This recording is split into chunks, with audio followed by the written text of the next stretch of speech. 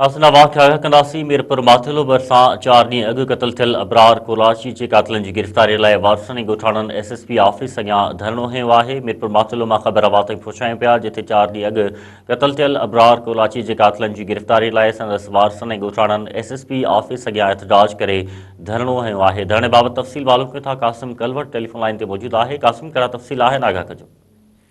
जी, Mirpur माथिलो SSP office अॻियां एहतजाज जारी आहे। मीरपुर माथिलो शहर जी कौसर कॉलोनी में पंहिंजे घर में राति जे वक़्तु हथियारबंदनि जेको आहे हमलो करे इबरार कोलाची खे क़तल करे छॾियो, जंहिंजा 4 ॾींहं गुज़रण बावजूदि पुलिस कातिलनि जो पतो न लॻाए सघी आहे, न ई कंहिंखे गिरफ़्तार करे सघी आहे। उन हवाले सां वारसनि SSP ऑफिस मीरपुर माथिलो अॻियां एहतजाजी मुज़ाहिरो करे धरणो लॻायो आहे। मक़तूल जो भाउ दीदार कोलाची, भाउ वकार कोलाची, इसरार कोलाची, अब्दुल कदूस कोलाची ऐं अल्ताफ़ कोलाची सूदो कोलाची बिरादरी जे सवे माण्हुनि मीरपुर माथिलो SSP ऑफिस अॻियां एहतजाजी धरणो लॻायो आहे।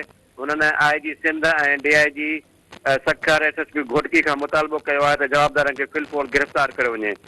धरणे वारे हंधि SHO मीरपुर माथिलो बदरदीन ॿुॾो पहुतो, जिते उन जूं ॻाल्हियूं नाकाम थियूं। SHO खे वापसि मोटणो पइजी वियो ऐं एहतजाज जारी रहियो।